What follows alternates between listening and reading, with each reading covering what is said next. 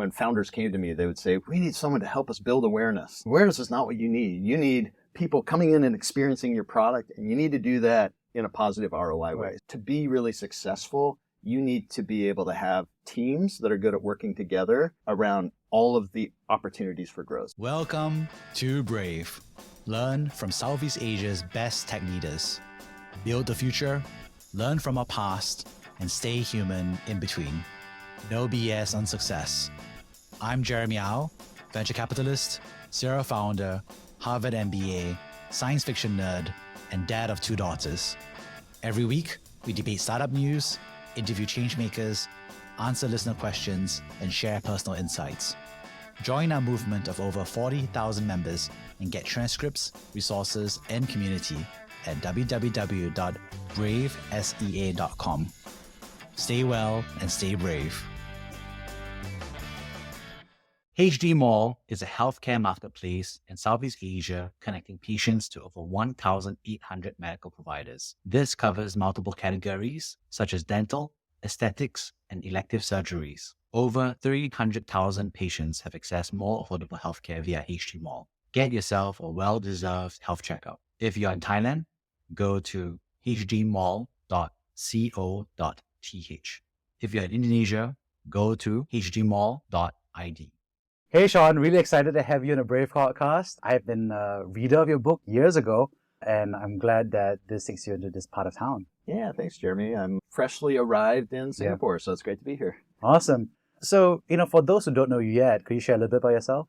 Yeah, I mean, it's always like, how much do you include in an introduction? I think probably the highlights would be I've been working in early stage startups for most of my career. I had the good fortune of being in the team that brought 5 startups to market that reached unicorn status. Right. And so, and most of those were earlier in my career. So it does show me that I had a lot of luck that, that I got into situations where the solutions we were building were things that people really needed. Today we call that product market fit. We really had a name when we were starting it. So I had product market fit to work off of. And so I didn't create the products, but then I really helped to bring them to market and grow them. And so a lot of those learnings went into the book Hacking Growth. And we published that in 2017. And we're at about 750,000 copies read around the world, which is super exciting. And then just what do I do these days? I'm really focused on trying to help people essentially implement the recommendations from the book Hacking Growth. And I do that both going deep inside a company. So I just finished up with a company called Bounce that's founded in Silicon Valley, but then relocated during the pandemic to Lisbon, Portugal. And they're a luggage storage network. So an app where you can find places to store your luggage. So they've got some locations here in Singapore, but it's really dense network in Europe and in the US, over 10,000 partners. And so I spent 6 months there working full-time, doing nothing else. So, normal startup hours, the 12, 13, 14 hours a day of just really figuring out how do we crank up growth in that company. And then I step out of a deep role like that. And then now I'm on a world tour where I'm trying to work with kind of 10 companies at a time. And I have a pretty effective program where I get together the functional leaders in the companies, and they spend a whole day with me where I'm essentially taking them through the process of adopting this approach to growth that is just so much more effective than how most companies are approaching growth. So that's my big passion, is how do I keep getting better at helping companies make the transition to really effective growth. How did you first enter the world of technology from your perspective, all the way back in the day? Yeah, it's kind of interesting. So I'm like not a techie. I don't get excited about technology. And I think that's kind of helped me to some degree, as I can empathize with the masses out there that are looking for practical solutions. So I got into it because I moved to Eastern Europe right out of college. So this was the early to mid 90s. And I just didn't know what I was going to do, just moved there, but wanted to move to an interesting part of the world, and got initially into ad sales and for business journals. But a friend of mine was starting an internet company in 1995, and I heard what he was doing. It sounded really interesting. It was in the gaming space. But, 1995, no one was paying attention to the internet really. And so I just said, I want to invest in these guys. I knew he was out raising money and trying to raise money. And so I got $20,000 together, scraped from the commissions I'd earned from ad sales, and put it into the company, and then ended up joining the company about 6 months later. But that investment, they ended up bringing in venture capital the next week. So even in 1 week, I went up 50% on my first ever investment in my life. And so that kind of got me excited about going in and actually helping to help the company be successful. And so after they got done building the games, I went to New York City to initially try to sell advertising in games. And then when I was talking to the world's biggest advertising agencies, they were telling me they had no interest in reaching, 350, 400, 500 people. Yeah. And that's kind of the audience that we had in the game. So Right. I put my head together with the CEO and said, somebody's got to focus on this. I'm willing to do it, and haven't looked back since. So basically, I was responsible for growing the games, and fast forward that story, that became a top 10 website in the world in terms of total usage time. So for an ad-supported property, that's a really important metric. And so, yeah, that's how I got into tech. And it was not because I was necessarily particularly that interested in tech, but I saw the potential in what the internet could do in terms of transforming our lives, and wanted to jump on board. In those early days that you mentioned, you said there wasn't terms like product market fit. And obviously, there's so much vocabulary that doesn't exist back then, and so they exist today. I'm kind of curious, could you share about some difficult business decisions or conundrums that you had, because you didn't even have the language for it, but could you share some examples of those early days? Yeah, I mean, so one, I'll talk about the second company, which was LogMeIn. So LogMeIn, we started in the early 2000s, and we were still in kind of the waterfall development mode, where we identified what we thought was a good opportunity, and we had another product that we were kind of keeping the business side busy while we built what we thought would be the long-term business, which was around this remote access, easy to use remote access. But it took, 9 months to maybe a year to get something that was market ready in our minds. So today you would launch an MVP probably a lot faster. And during those 12 months, we saw a competitor that not only had solved the problem that we were out to solve, but they grew really fast. They were spending $20 million a month capturing market. A company called GoToMyPC, or a product called GoToMyPC. They'd actually been acquired for $200 million by Citrix. And so we're finally ready with our product, and we see someone already took the opportunity. And so I think a big important decision that we made at that time was, we can't catch up to them playing the game just like them. We can't have the exact same playbook and think that we can catch up to them. So we put our heads together, and I looked at, okay, they're successful because they're super easy to use, but they're really expensive. The only other product that really is used by a lot of people is actually hard to use, but it's free. And so like open source stuff like VNC. And so I said, what if we can come up with a version of our product that is both easy, but also free? And so at the time, you really didn't see a lot of freemium businesses out there. I think maybe there was a couple of them, like Zone Alarms might have been one. And so it was a pretty big decision to say, let's give away a free version of our product. But then I got the bad news when I presented that as a suggestion, that our cost per user on that product was $8 per user per year. And to put that in perspective, by the time I left, we had more than 100 million devices connected into our network. So that would be like an $800 million a year infrastructure cost, just not realistic. So our engineers then went back, tried to figure out how they could get that cost down, and actually innovated a way where they could get it down to just pennies per user per year. And so that allowed us to give it away for free. A lot of challenges and execution challenges along the way, but I think that was a really important decision. Ultimately, we built that business so effectively that we took over leadership of the category by using the free version to really disrupt, and then ended up acquiring that competitor who was so much bigger than when we started. And LogMeIn eventually sold for $4.3 billion in 2020. So I think that decision, hard to know the path not taken. Maybe there was another path where we could have been more successful, but I think the key lesson there was just, you can't enter a market when you have another leader in there and approach it the exact same way as them. I don't think we would have had a chance. We had to think, what's going to be our differentiator to solve this problem so that we can actually succeed in this market. I think what's interesting is that I remember studying that case at Harvard, for so it was an MBA, we talked about LogMeIn and other examples like that. I think there was this interesting trend where these companies were building out that first set of infrastructure, I would say. Well, not first set, I think it was the second wave by then. Yeah. But I think it's interesting to see that generational shift. So for the benefits of people who are listening in, for LogMeIn, what were the kind of like technology shifts that were happening at that time? Yeah. I mean, I think maybe I would always say because again, I'm not a technologist, so I would say that I think of it more as business model shifts. Right. So like software as a service, Right. LogMeIn was a software as a service model. And so before that, you primarily you buy something once and you have it forever. And so moving to a subscription model plus the freemium was a pretty powerful model. But yeah, from the rest of the technology side, to me, the technology shifts were across the biggest technology shift was the internet itself. Right. Yeah. And so if I go back to the previous company that I worked at, one of the big decisions that we made was, again, the same thing. We were a company founded out of Eastern Europe, and we were a gaming company, but we're competing against Microsoft was big in games. Yahoo had emerged and was becoming big in games.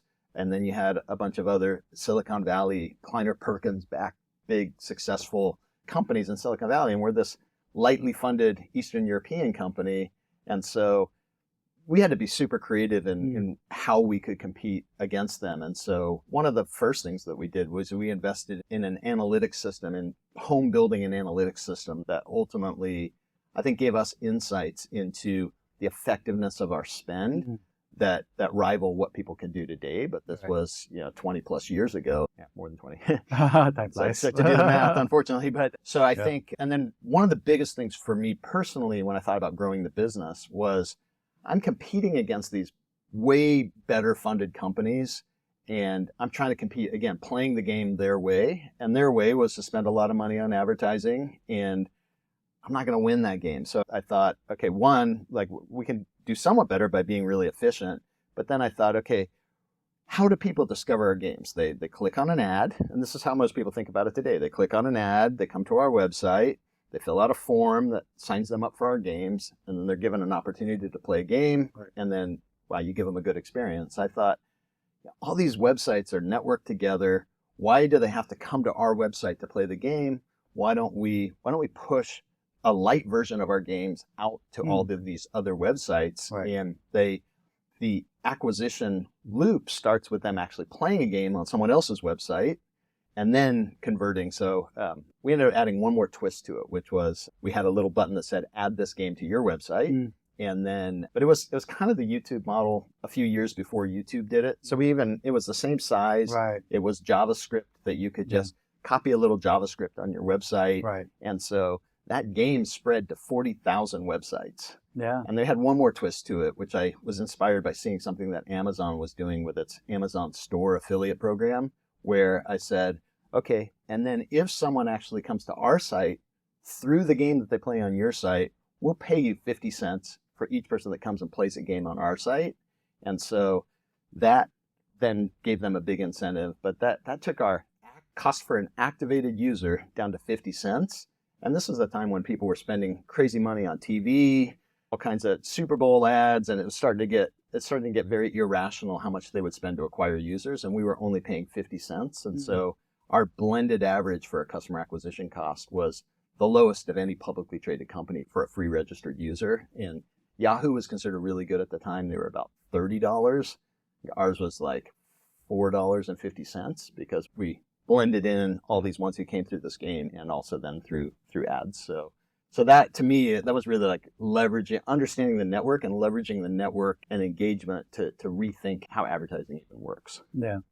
And what's interesting is that you went on to help several other companies grow and scale a company. Could you share just briefly what they were? Yeah. Well, let me even tell you why it kind of changed the model. Yeah. So afterwards, I started doing much shorter engagements. And so what I realized when I looked at both Uproar, which was the game company, and LogMeIn, was that the decisions we made and the contributions that I personally made to the companies were the most important ones all happened in the early go-to-market. Right. And so once you kind of figure out the formula for acquiring customers, then you're really executing that formula going forward. And so I thought, okay, this is the stage that really matters. And in 10 years across these two companies, I've only done it twice.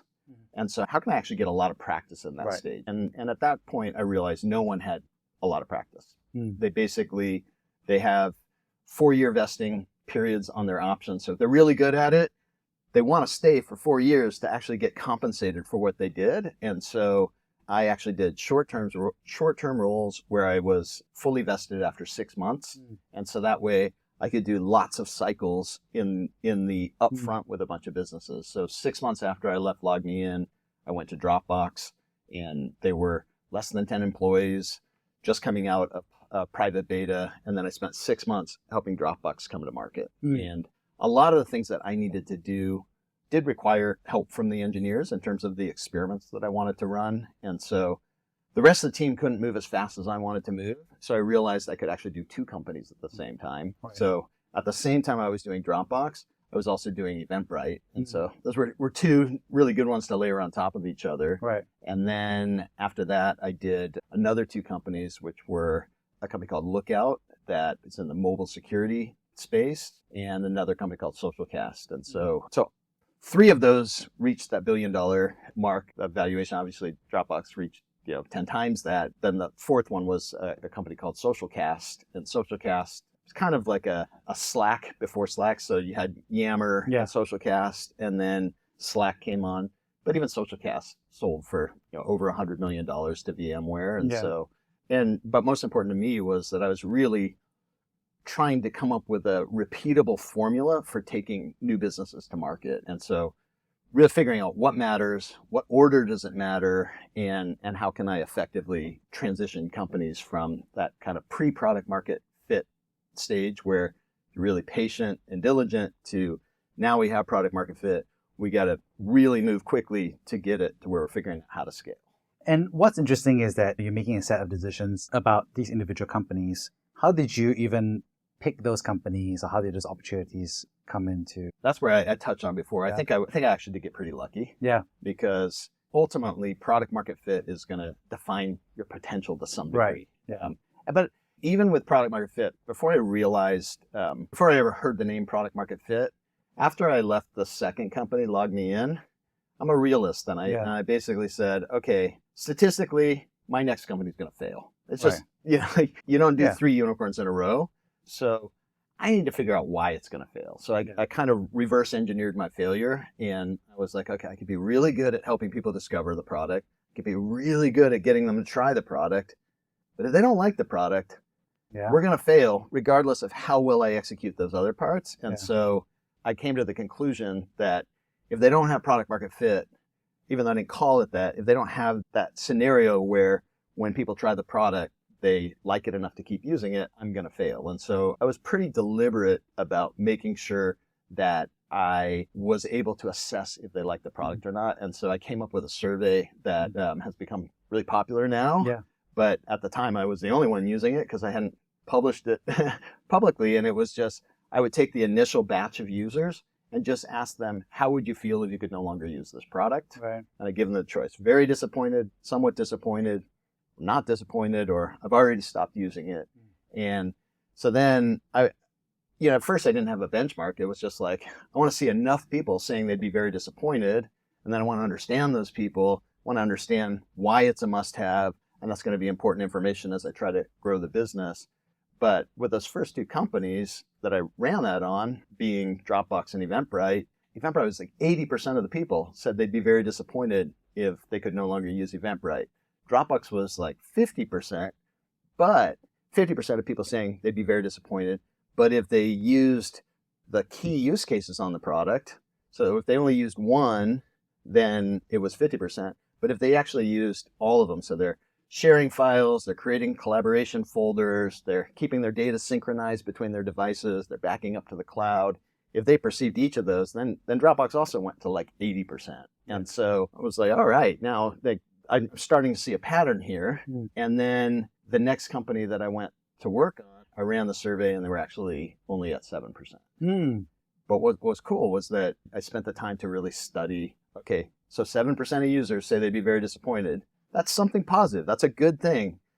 Most people in that case would say, what's wrong with the other 93%? I need to learn everything I can about them and maybe I can shift them over. But I was like, we did something right for 7%. So we studied those 7%, and then based on what we learned, we were able to move the number to 40% in 2 weeks. Right. So we basically repositioned on the key use case they were focused on, which acted as a filter to bring in only people who cared about that use case. Right. And then we made sure we quickly delivered that use case. And so now the next group of people that we surveyed who came through that process, it was at 40%.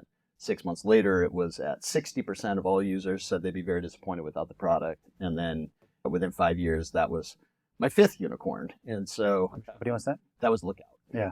And so I think it really, like everything that I do ultimately comes down to it has to have product market fit. And then I need to understand that product market fit. And then ultimately I'm building a growth engine around delivering people to the experience that makes it a must-have. Right. And what's interesting is that, a lot of founders, back then didn't have language product market fit, but even today, even there's so much resources on product market fit, really struggle with defining product market fit. Now, I got the benefit of a Harvard MBA education, so they actually taught what you have built, I guess, which is the, how many people will be disappointed and so forth. So thank you for being one of those slides that we had in that class, as well as other classes that spoke at. But I'm just saying, but I think people are saying okay, there's some magical point where it's product market fit, but how do we get there? And I think that's and even the kind of definition of it has been, I mean, when I first read the term, it was on a Mark Andreessen blog post. I think it was right around the time he was starting Andreessen Horowitz. So he took all his old blog posts offline. But as we know, nothing ever really goes offline. So through the Wayback Machine, I found some really good stuff in there. And one of them was all about product market fit. Basically saying before you have product market fit, it's the only thing that matters. And then afterwards, you focus on growth. But he defined product market fit as you'll know it when you have it. The products just start flying off the shelf. And that's not unfair. Well, it's true. The way he described it is product market fit, but it's like the best scenario of product market fit.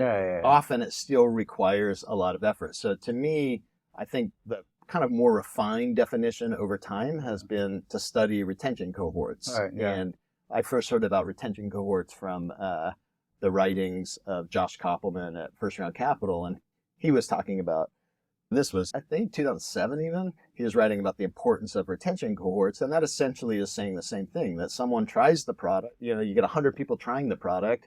How many of them are still using the product after a long period of time? So your long-term retention essentially says those people got enough value that they want to keep using your product. So that is, in essence, what product market fit is. The problem is, I just said there, it's long-term retention. So if you're a product like Airbnb, what does long-term retention look like? I'm not going to know that for 10 years. And even a lot of products might take you 6 months to know if you have it, or even if it's 2 months. If you're not sure and you try to grow without it, you're going to probably put yourself out of business. And if you have it and you're being too conservative, you're probably going to miss your window of opportunity. So it becomes really important to try to get an indicator up front, and that's where the survey becomes really helpful. If you can at least get that survey where you have a pretty good idea if you have it, that can drive that execution. And I also said already that the benefit from the survey is that you start to understand why you have product market fit. Who would be very disappointed? How are they using the product? What did they use before? Now you start to really understand your target market. What's the use case that you're trying to get them to experience? And then you're executing on that. But again, even just because the survey says they'd be very disappointed without it, if the data eventually said most of them disappear, I would say that would have been the survey gave you a false positive of product market fit. The data is going to be more important there. But the reality is that most people are either waiting for the data or they're totally guessing. And it's better to actually get a pretty good idea and then validate that with data over time. Right. So, I think there's two personas, right? So I think one persona is obviously the founders who are very much interested in increasing product market fit or increasing growth. Obviously, I think there's a second persona, which would be more for technology executives looking to keep growth up or figure out how to compete. So let's talk about the first group. For founders who are kind of on a limited time, resources, budget kind of perspective, let's just say they have an idea, they have a concept, they have a pitch deck, they think they have maybe 10 customers in their head. What would be your advice to this group of founders So I think the really kind of difficult insight or conclusion that I came to after many years of trying to also create my own products, where I came up with the idea and ultimately try to execute on it, is that creating something people want is really hard. Yeah. And so I think to some degree it's a little bit random, which is scary because everyone wants to feel like they have the special power to predict what people want and to go out and know exactly what to create. Right. And so part of it is it's going to require a lot of iterations, and what you build will probably be off, but some of the most successful companies that have ever been built were built on very different visions. So YouTube was a dating site initially. Instagram was a kind of a location check-in type site, but they were observant enough to be able to see how people were using the products that really liked the products, and then use that as a beachhead to create product market fit. So I think that would be the key lesson, is that you need to have a vision initially. Ideally, you have a good idea of the problem you're solving, and then you're building a solution to that problem. The more you understand that problem, the more likely the solution is going to be correct to it. Yeah. But you're probably going to have to go through some tweaks and changes until you finally have product market fit. That's my understanding of product market fit in a nutshell. Right. Like, I don't feel like I have any expertise over anyone else in getting there. Yeah. And that's why I'm not a founder anymore, because I'm at that age where if I was a founder, I might have, 3 more tries. Yeah. And I just don't want to spin my wheels for the next 15 years looking for it, where what I'm really good at is helping someone who has product market fit to reach that massive market and to create kind of world-changing solutions. And world-changing solutions are not based on just creating it. You got to get it to the market. You got to get a lot of people experiencing it. And I think there's an interesting piece where, exactly that, which is that founders are on the cusp of but a lot of them are often looking for help, right? So, I literally just had a founder reach out to me yesterday, and she was like, hey, I'm looking for somebody to help me product market fit. Yeah. And I was like, in my head, I was like, well, how does one coach product market fit? Because, how close do you have to be? Yeah. You're close enough to it, you pretty much an employee, a teammate, a co-founder. Yeah, exactly. And if you're a coach from outside, I'm just kind of curious. Is that squareable? Really is that doable? I don't know. I don't think so. Yeah. I think that there are coaches out there, but I don't think that there's a single coach who helps with product market fit that has a winning track record. Right. Because if they did, they would be, they should be creating their own startups. Because it's like, they have a skill set to create. Yeah, exactly. And so the reality is that if you wanted to build a consulting practice or an advisory practice, it's probably a bad idea to do it in an area where you're going to fail most of the time. Yeah. And so I do think it really comes down to, that's why founders make a lot of money when they figure it out. That's founder risk. That's founder upside. You can't outsource that. You as a founder, you need to navigate that. And if you can figure it out, great. If you really think someone can help you get there, they should probably be a co-founder. Right. They should be someone with a lot of skin in the game. Right. But somebody, if they can make the big difference in getting there, then, and you're not paying them that much, or you're not giving a big chunk of the company, they're way undercompensated if they can actually make the difference. Right. Because it's such a, it's not a linear thing, right? It's binary, right? Most of them are going to fall off a cliff, and a few of them are going to make the leap. Yeah. And anyone who's really good at making that leap should be a founder. Yeah. And so I think this is very interesting because, you said that that's how you've defined the station after that, right? Yeah. Just identifying companies that have some level of product market fit and then helping them with that growth, that reframe, that path. So when founders come to you and talk about this, what kind of situation are they normally in from your perspective? Well, ma'am, my very first question is, I'm trying to assess product market fit. Right, exactly. No product market fit. Yeah. Come back to me when you can get data that looks like this. Yeah. If they have product market fit, then part of the question becomes market size. And, you can have product market fit in a little tiny niche. And generally, if I'm working directly with a founder, I want some equity. And that equity is going to be a function of, if you're going to run out of market fast. And I said I'm not good at finding product market fit. I also don't think I'm good at guessing how big markets can be. Yeah. Maybe I am, but I don't give myself very much credit there. So that's where I use the signal of a good venture capitalist. Yeah. If I can see that a top tier VC firm that I respect has put any kind of money in them, they're making a bet that it's a big market. Right. They don't bet on small markets. So if I can see that combination of product market fit validation and a VC firm who is betting that it's a big market, that tells me there's a good chance I want to work with them. Right.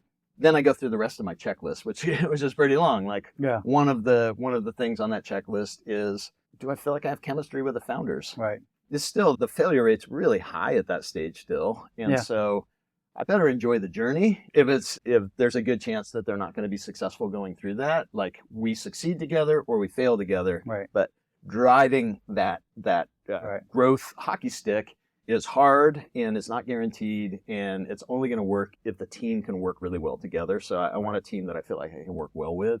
And then probably the last thing that I go into it with is I want to have a couple of ideas of how I think I'll be able to grow that business. How, at least on the acquisition side, how I think I'll be able to, because the likelihood is that neither of them will work. But if I go in with 0 and then I come up with 2 while I'm there and those don't work, then it starts to get challenging. But if I go in with 2 and I can come up with 2 more, then there's a good chance that one of the 4 will work as a primary way of acquiring customers and getting them to use the product. And so that's, I don't want to go in and wait for inspiration. I want to make sure I have a little inspiration before I go in. Right. Makes a lot of sense.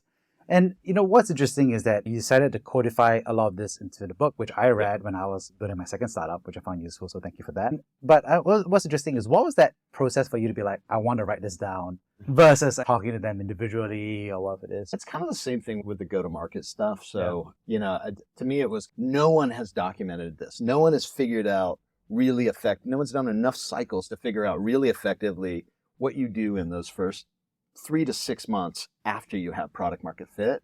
And so that was a big focus for me. And then part of the reason why I wanted to write the book was that then I saw, okay, after that, you still need to operate growth in a particular way. The fastest growing companies in the world, they're all approaching it in a really similar way, but most of the world is not approaching it that way. And so you've got all these people stuck in the old way that's kind of like a marketing team that's focused on awareness. And even when founders came to me, they would say, we need someone to help us build awareness. Awareness is not what you need. You need people coming in and experiencing your product, and you need to do that in a positive ROI way. So essentially, to be really successful, you need to be able to have teams that are good at working together around all of the opportunities for growth. So it's not just how you acquire the users, but how you get them using the product, how you get them coming back and using it more often, how you get them to bring their friends in. And all of those require a lot of experimentation. And so to me, that was like, I want to be able to write a book that shows you how to do that. And I want to admit one thing, though, is that we have 750,000 people that have read the book, approximately, and most of them fail when they try to do it based on the book. And it sucks, but that's the reality, is that it's probably a lot harder than I kind of gave credit to, because again, the stage I was working in was before anybody builds any kind of habits around growth, so we could set those businesses up right from the beginning. And even if you look at all the ones that have been really successful using this approach, so Facebook, LinkedIn, a lot of Chinese companies, they all have these approaches built in from the very early days. That's the challenging piece, is that it's really hard to retroactively change the way you approach growth in a business. Right. So you mentioned that most people fail, and that kind of makes sense, right? I mean, you buy a recipe book. Not everyone's going to be able to make that cheese, lemon cake, I guess. But from your perspective, why is it that you think that people generally fail? Are there certain patterns that you see? I mean, I've seen it even in my own career. Like LogMeIn, the most powerful time at LogMeIn was in those early days when we worked together on some of the hard problems together, like let's make this free. Marketing's working with engineering. Even a lot of the early onboarding, we had to work cross-functionally. But over time, the business grew, the departments grew, and each department has their own set of goals. They contribute something, and it becomes harder and harder to work together cross-functionally. And so I think by the time I left LogMeIn, probably 80% of my creative energy was not put into how do I acquire and convert, what are the right experiments to improve the experience for the customers. It's like, how do I convince this person in the organization to allow me to run an experiment here that I think is going to be really critical for growth. And so burning all this energy just trying to convince people to run experiments. So I think that's what happens, is that it's just these teams are not used to working together and they fail. So even I found that problem. So like when I went to Dropbox, in my contract, I told Drew, the founder of Dropbox, I said, we have to take advantage of this team being only 8 people to really build in the right processes and get teams working together the right way from the beginning. And interestingly, and so that we were really deliberate about that. That was in my contract.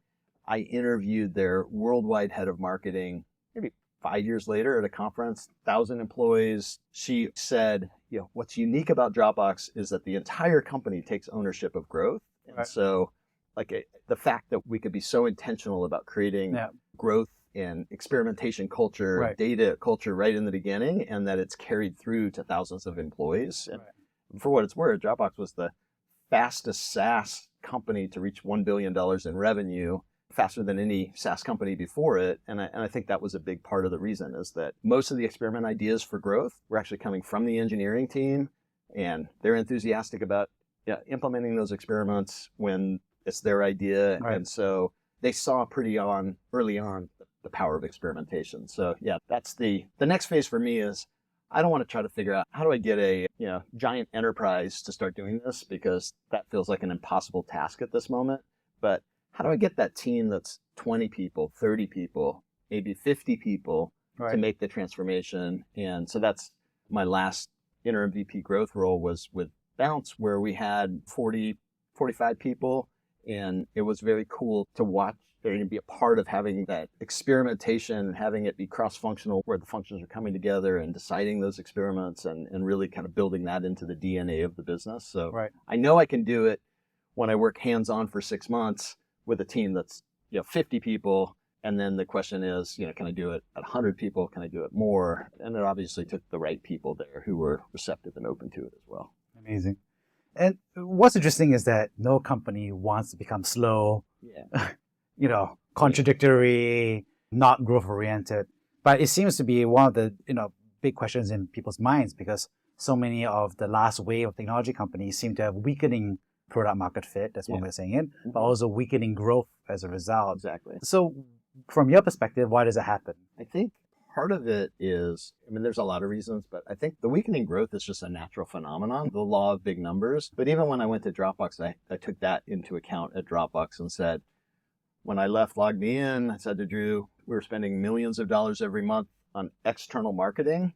And eventually, when you have 100 million plus devices on your network, it's hard to find a channel that actually can give you meaningful growth, even to just maintain the trajectory, let alone to accelerate it. And so what I said to Drew is, we have so many tools and passionate customers in this business that if we can focus on how we can leverage our existing users to bring in more users, we can grow that for a long time, because the bigger we get, the bigger the growth engine gets. And so I think that's another reason why we were able to hit $1 billion, $1 billion in revenue fast. But the other thing to keep in mind is that it was actually cheap to do it.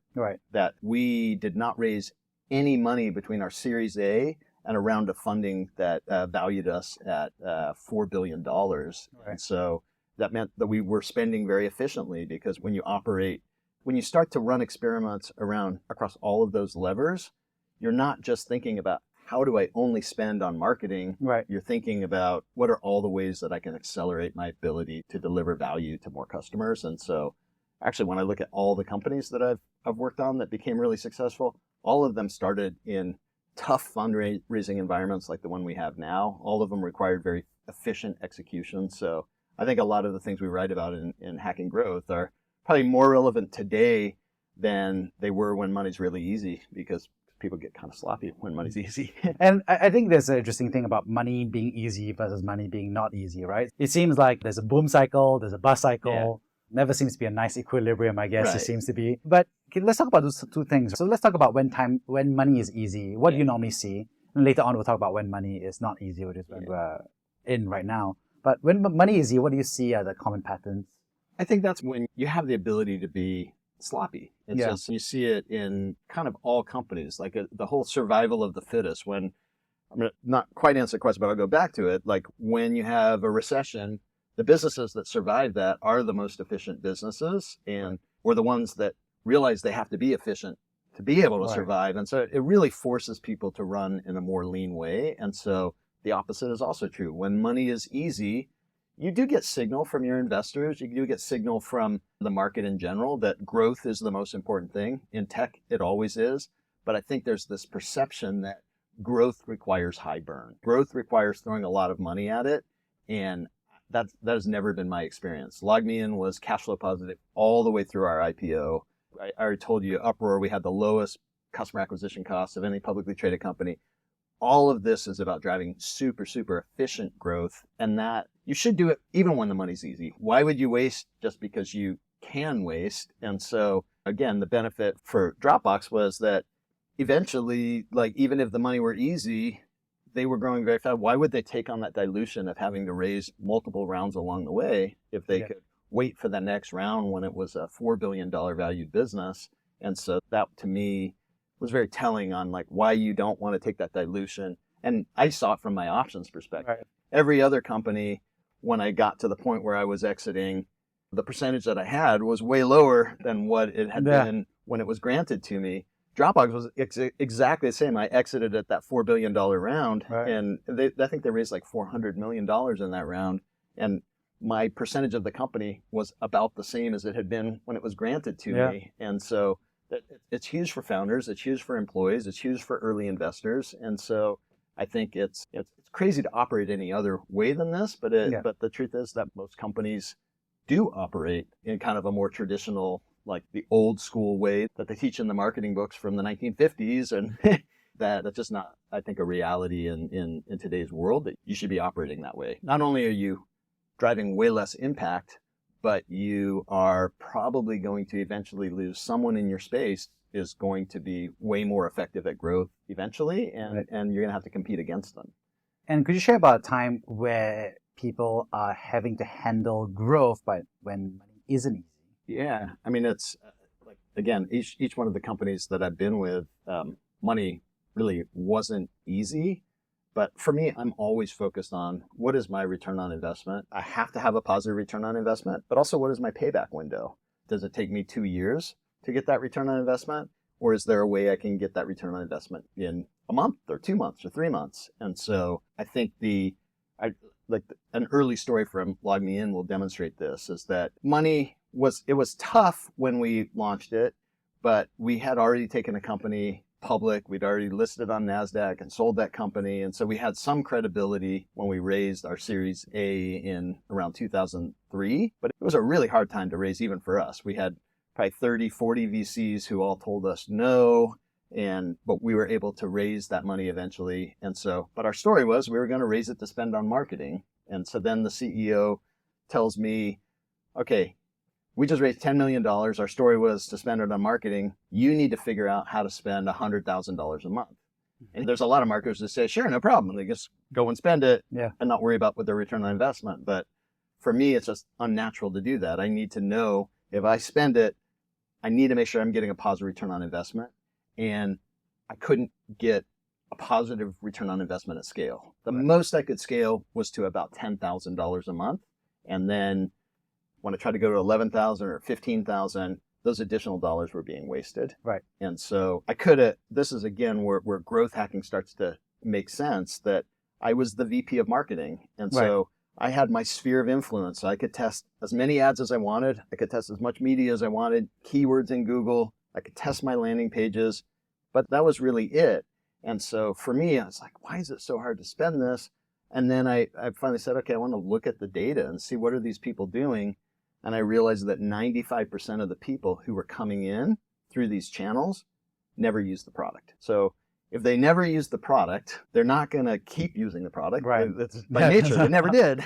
They're not going to pay us anything. Yeah. They're not going to tell their friends about it. Yeah. And so basically that's why we were stuck at 10,000. And so when I shared the data with the CEO, he actually said to me, stop trying to find new marketing channels. Kind of counterintuitive, but he said, I want you to work on this problem of improving the sign up to usage rate. But he knew I had no engineers on the team, no designers on the team. So he said, and I want you to work with the product team on this. And I want you to work with the engineers on this. And in order for them to work with you, it's not like we're going to carve out 1 or 2 people. They're going to completely stop working on product. They're not going to do anything on the product roadmap. So very unpopular decision with the engineers and product people. Yeah. But that's what we did. So we basically, marketing, engineering, design, and product all focused on improving the sign up to usage rate. And we did lots of research, lots of testing, and in 3 months, we improved it by 1,000%. Awesome. So exact same channels now. Someone comes in and they had a 10x chance of actually using it, of actually paying us money. And so for every dollar we spend, we get 10 times as much money that we're generating if the proportions kind of hold all the way through to the purchase. And they were pretty close to holding. Yeah. And so now, no new creativity on the marketing side. I just went back and tried the exact same things I'd previously tried. Now they scaled to $1 million a month, and that money came back to us in 3 months. So 3-month payback window, $1 million a month. Every month I'm spending $1 million, and within 3 months that money's coming back. And those people after that are generating a positive profit to the business and starting to cover headcount. And so all of that then is how we were able to operate cash flow positive all the way through our NASDAQ filing, even though we were running in probably one of the hardest fundraising environments ever. Because we were so focused on that efficiency from the beginning and using the reality of ROI constraints. But even at Uproar, the game company before, when everyone was going crazy spending on television ads and Super Bowl ads, and we had money in the bank. I couldn't spend it that way. That's not my style. What a shame. Love those Super Bowl ads. But I had to make sure that every dollar I was spending, I could account for the impact of that dollar, and then to get a lot more creative about how we drive even more and more impact. And that's and ultimately, Uproar became a top 10 website in the world. And we eventually did hire the brand marketers who spent on those ads, but it wasn't my idea. I was pretty anti doing that. And so, and then after the crash, they were the first to go because then we had to get very disciplined again. So second last question here. You've done and published a book back in 2017. And so obviously things have changed a lot since then over the past 7+ years. I'm kind of curious if you were to write a second book, a sequel, maybe it isn't cooking your mind already. But what are the questions or topics that you think would be worth adding or they feel are worth considering? So probably the biggest thing I would emphasize, like when I go in and work with a new company, like I mentioned, Bounce, when I went in there, it's in my contract. I will not work with a company unless I do a upfront alignment session with a full team. I need to have everyone on the team spend a full day with me, understanding how growth works and the role that they play in growth, committing to testing, and we all come out of that on the same page, and then I feel like I can be successful. If I didn't do that, I'm not doing that just to be stubborn. I'm being realistic that they're excited when I first get there, but within a month, I'm just another guy trying to tell them to do things they don't want to do. And so I have to use them being excited to drive that alignment up front. So that would probably be one recommendation. If you're going to do this, make sure that you don't do it in your existing company. Leave your existing company, go to a new one if you've got a good track record, and insist on an upfront alignment process. Otherwise, you will likely fail. What you can potentially do, and this is what I'm doing on this world tour, is that you can do it somewhat retroactively. The same thing that I do when I go into a company, but you can do it by bringing in an outsider and actually having someone take your team through that journey. So doing the same thing that I'm doing with a single company, now I can do it with 10 companies in the same day and essentially coach each company to have those conversations among themselves. And it's really effective. And because I can do 10 companies at the same time, I can do it for a lot less money than, I've done it with big companies like Microsoft or eBay, different business units at eBay.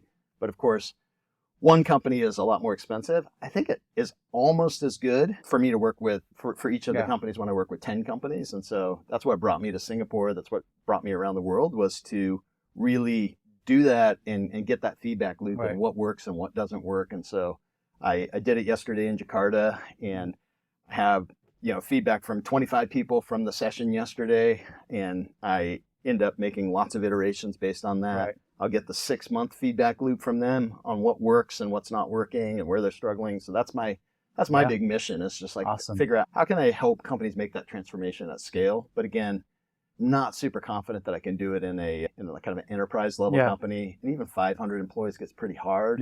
But when you get down into the sub 100, sub 50, that's a stage where I feel really confident I can help make those changes. Awesome. And lastly, could you share about a time that you personally have been brave?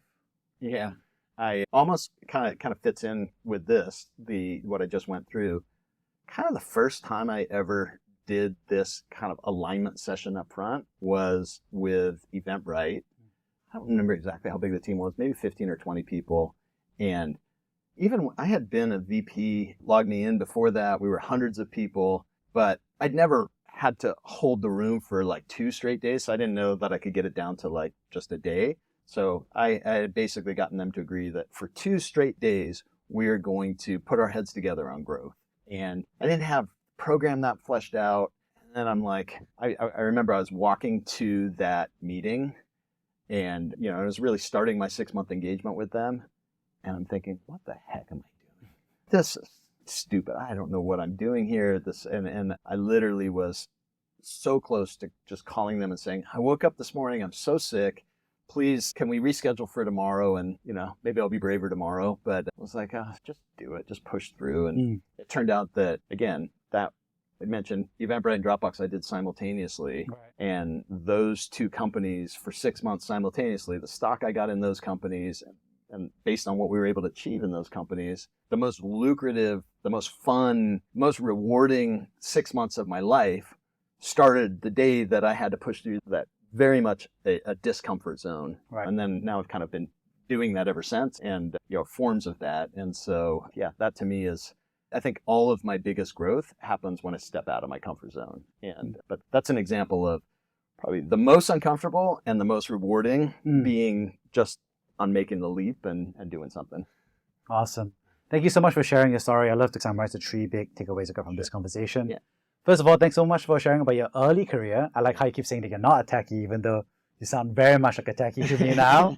And so it was interesting to hear about that early landscape where people didn't have the language or the tools and how you went to navigate some of those experiences to, I think, build out your frameworks. But also, I think it was an interesting time because you said there were other people who were also creating concepts like product market fit, Mark Anderson, and so forth. So it's just interesting to hear that time capsule about what it was like to figure out how to scale companies that have product market fit. Secondly, thank you so much for sharing about your perspective on what it takes to advise companies. I thought it was interesting to hear about how you feel that coaching founders on getting product market fit is a very difficult task compared to coaching founders on how to scale the company once they have product market fit. And I thought that was a very nice dynamic because, we're being realistic about not all advice is free and not all advice is good. I think being directional and targeted in what domains are coachable and the results can happen is... Where can I make a valuable contribution exactly. and be appropriately compensated for it? Exactly. And then lastly, thank you so much for sharing about the good times and the bad times, or when money is easy, when the money is not so easy. Yeah. And I thought it was fascinating here because I think we're talking about different stages of companies, right? You said that the companies were founded when times were hard in terms of raising money and so forth. But also I think we talked about what happens when cash is easy, that companies can get lazy or inefficient. Yeah. And I think it was fascinating to hear about how even during this tough time now, it's a question of which are the most efficient companies to survive. And I think as a result, being thoughtful and being able to, like what you did, tell your CEO that we're not going to spend $100,000 per month, and only spend $10,000 per month, is something what good marketers, but also all executives should be thoughtful about how they expand and scale the business. What's the right decision for the company, even if it means saying, I can't do what you're asking me to do. Exactly. On that note, thank you so much for sharing your experience. Thank you, Jeremy. It's been fun talking with you and excited to finally be here in Singapore.